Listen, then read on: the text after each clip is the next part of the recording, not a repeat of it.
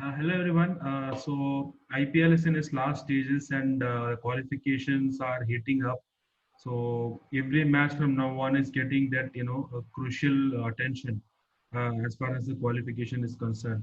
So lots at stake for plenty of teams. Apart from one or two teams, every team is having their own chances of making into the playoffs. So currently at this point of time, this is the table which we are talking about. CSK is right at the top with 16 points, and at the and DC they are like far ahead from the rest of the team. But again, we saw there is a middle table logjam between RCB. RCB also somehow is cramping up, and they are also getting assured of the qualification. The fight is between real fight. I think is between KKR and Mumbai. What do you feel, bro? Do you see any other team than KKR and Mumbai joining the race, or it's the fight is fully between these two teams? Yeah, I mean, KKR is good. MI, we can never rule out MI. RCB is looking good. And if Punjab has to, has to turn up. They have to win those important moments. And Rajasthan Royals, they have a huge test. I mean, they have all the big teams. I think they have top four teams to play. Yes, yes. The last four matches are top four teams. So that will be a little tough task. But let's start with CSK. Okay, we'll go with the table. Yeah. And CSK so far has been a team which has kind of went in very smoothly, and we know, and it has been a typical CSK performance because you usually have CSK winning those impossible matches. You have this one or two players that come in, they change the dynamics of the game. Jadeja did that against KKR the last match. So I see CSK well and true in a good position, and I back them to finish in the top two. Do you want to add anything? Yeah, no, I mean, we're absolutely right. After the last year's, disappointing show from CSK, I think they have turned the tables around. And Dhoni insisted on how those last 3-4 matches were important for them in the previous year. When they tried players out, and then only we saw Ruturaj Gaikwad coming in and scoring those runs. So I think that momentum which they gained towards the end of the tournament last year has allowed them to tweak their combinations, find their rhythm. So I think they are well on track now. CSK. Yeah, they're well on track and they're making good changes. What you expect from MSD. And now we'll come to Delhi Capitals. I think for me personally, I feel this has been the team of this year, as in it's playing as a team. CSK, they do falter at times, but you do have one individual coming up and bringing them out of the depths. But so far, Delhi doesn't really have. If you think of Delhi, you don't have one, two, three players whom you say they're doing really really well. I think all of them are performing well. The batting lineup is good.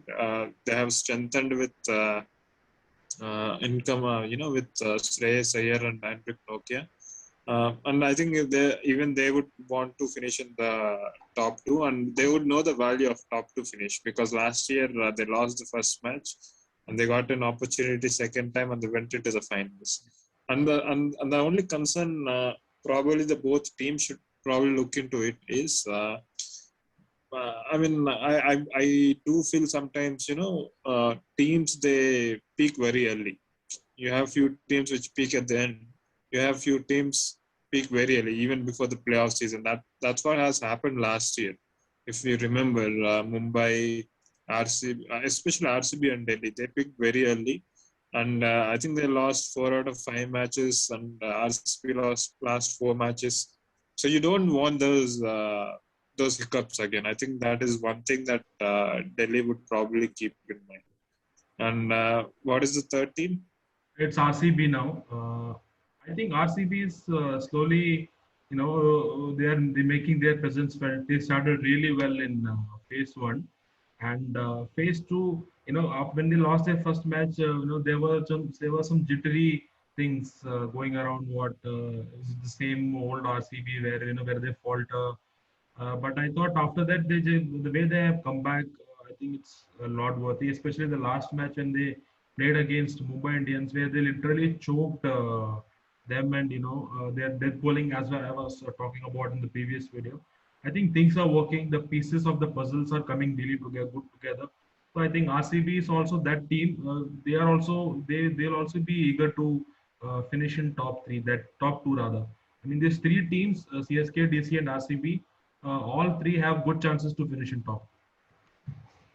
Top two. Okay. So what should RCB do to finish in top two? Simply win matches. That's it.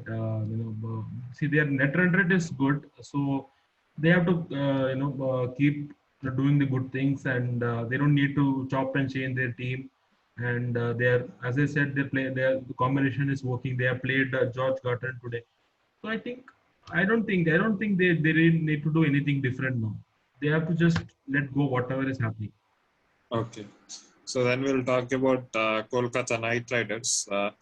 I think the team which had a vast difference in first leg and second leg, that is definitely KKR. In terms of their confidence, in terms of how they're approaching the game, their playing 11, everything has changed. Because in the first leg, we have seen these Indian youngsters, Indian top order, which is filled with youngsters, weren't really, performing as expected, and everything was felt on the experienced middle order. But now, with inclusion of Venkatesh Iyer, he has been a game changer for KKR, no doubt, and form of Sunil Narayan Yes. with the ball. Yes. So, how do you see this team shaping up? Do you see this team beating big teams? Because recently they beat Delhi pretty convincingly. Yes, true. Because Delhi has been a team which hardly had any hiccups. Correct. And they restricted them, and they beat them very convincingly. So, do you see them as a proper title contenders? I won't say title contender, but again, yeah, I mean they are making good noises. I won't say title contender only because their middle order isn't really tested now. In this phase, when you saw that the top order is scoring runs, Gill is giving you that starts, even though he's not playing big innings, he's giving that starts. And Venkatesh Iyer has played a couple of good impact knocks, and he has started to bowl as well. And apart from that, Rahul Tripathi is turning to be a consistent player. Uh, but I am interested to see what will happen if all three of them fail together in a particular match, because their middle order is a matter of concern for them. Ian Morgan Yes. is not scoring runs, and Dinesh Karthik is someone in that phase of his career where he can't play those long innings. He's okay for those flashy innings of 10 balls, 25 runs. Those kind of innings will work for him. But I don't see him playing that long innings. So I think they have to really sort that middle order thing. Even Russell is injured for them now. I don't know how long that's going to take them. They have still issues to address, but again, they are improving themselves. So it's a team to look forward to. Yeah, and they do have good backups as well, good Yes. foreign backups. Yes. You have Ben Cutting, Tim Seifert is somebody who has been in a tremendous form in shortest format. Correct. I think they can also give a look into him in case And even Russell Shakib, is not. even Shakib is available. Yeah, even Shakib. I mean, see that quality, man. You have a player like Shakib outside. I think probably they're looking for having a hitter or something. But yeah, I think they are well covered. But like you said rightly, I think they haven't really been tested so far. And when the situation comes, it will be interesting to watch how they're gonna react to it. And next, we're going to talk about Mumbai Indians, the defending champions. All the people who are talking about, is it one of the best teams in the IPL history after CSK, which won in 10 and 11. And this team had a different aura, to be very honest. Last 2 years, they were literally invincibles. They were winning all the matches, all the crucial matches very easily. You have around 6 or 7 MI players in the Indian World Cup squad. That speaks volume of the quality. But that the strength what they had last year is what is turning out to be weakness this year, because Sky and Kishan hasn't really performed. So how do you see the chances of MI ending up in the playoffs? I think Mumbai won't find it that easy going into the playoffs. Even the last night when they won the match, I saw people talking about see vintage Mumbai Indians coming back, but they have to make sure they have to understand the fact that it was not some 190, 200 runs chase. It was a paltry run chase, and even though they were huffing and puffing there, they lost wickets. They lost wickets of Rohit Sharma and Sky together, and if not for the that crucial knock of Saurabh Tiwari, even Hardik Pandya wouldn't have got that platform to come and play that crucial knock towards the end. So I think it's even after winning that match, I don't think they will be completely satisfied with what they have done. If you want to call Mumbai a real threat, and their top order has to fire. If it doesn't fire, they might qualify, but going into the playoffs, they will struggle. That's what I Yeah, personally I feel. think. Yeah, and their players are. I mean, it's very alarming to see how Surya Kumar Yadav or Ishan Kishan suddenly, I don't know what is happening with them. The confidence. I don't know how the confidence is, but especially Surya Kumar Yadav, he has found ways to score runs. Somehow in the last 3 seasons from 18, he always finds ways to score runs. But this season he has been struggling, and he hasn't even gotten a proper start Yeah. so far. So I think for Mumbai to do well, I think it's very crucial that these players start performing well. And next we're going to talk about Punjab Kings. The team which has qualified the least number of times into the playoffs. Uh, I mean, it's a team which probably people are say, which gives you a lot of heart attack, which gives you most thrilling matches. They lose matches from really good positions, and they win matches defending very low totals. Yeah. But that much inconsistency of cricket might really cost their place in the playoffs. What do you say? Yeah, true. I mean, I don't know what to say about Punjab, because it's not like they don't have a team. Unlike RR as a team, they have lost many players. But with Punjab, it's not that case. They have all top gun players. They have KL Rahul at the top. They have Mayank Agarwal. They have Chris Gale and who not. And they have Mohammad Shami in their bowling arsenal. Ashdeep is bowling well.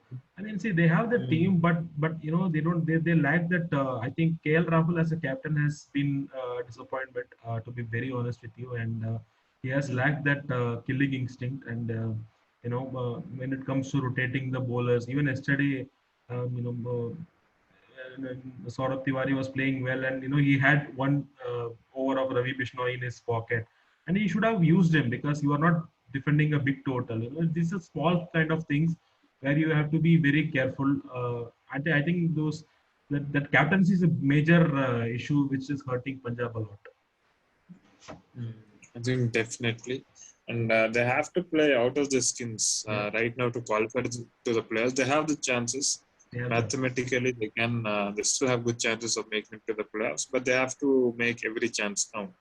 And next we'll come to Rajasthan Royals, which I think a team which is also probably in the same fate of Punjab Kings, and they lost the recent match against RCB. Now the situation is very tough because maximum they can go is up to the 7 wins. Yeah. So it's like do or die for them every match. And do you see them? I mean, this is a very crucial stage right now. They came with a combination. Riyan Parag has failed so far. Rahul Tewatia hasn't really given those performances. And in the bowling, they do lack. Chris Morris doesn't look such a gun bowler, and he's leaking a lot of runs. He's giving big over runs. He's giving this 20 over runs. So at this stage, do you think Rajasthan should make changes, or do you say just back their place? I think they have to go for the kill now, because they don't have any options left. Even I'm not personally saying any chance of them qualifying. Even though if they qualify, they have to do with proper working 11. So I say put all the non-performing players aside, and field the best 11 which you feel. Bring in Tabrez Shamsi, bring in O'Shane Thomas for a little bit of variety. I think that's what they can do now, because their openers are working. That's not an issue for them. Their openers are working, and Samson is also scoring runs. It's the middle order which is hurting. So I think they just have to play their cards well. You know, if it works or not, we don't know, but they have to try it. Otherwise, they're not qualifying. Yeah, they have to make the necessary changes, and I feel little harsh on Sanju Samson as well. You know, even the bowlers have to back the captain by bowling, executing those ideas, and he is new to this job as well. Yeah. So tough road ahead for them, but they definitely have a chance. If they do well, I think they can certainly do. And the last team that we're going to talk about is Sunrisers Hyderabad. So far, I think it has been the most disappointing season for them since they have come in. And where do you think it has worked so badly for them? Because this is a team which has qualified consistently for the last 5 years. And despite having such big names, and suddenly to be at the bottom of the table, out of 9 matches, winning only one and losing 8. I mean, where do They you have think one too. They SRH have is one too. gone wrong? I think Indian players. Indian players are. No, I'm very sorry to use this word. They don't have that quality. They don't have that quality. You can't blame Sunrisers management as well. They have given chances to somebody like Priyam Garg. They have given chances to Vijay Shankar. It's not like they have given them one or two matches and sacked them. They have given them a long run, but unfortunately they didn't put their hands up. And Kedar Jadhav, I mean, in this part of his career, I Pandey, think he is not working. I mean, Manish Pandey as well. everything is falling apart. So you can't really blame. I don't know whom to blame.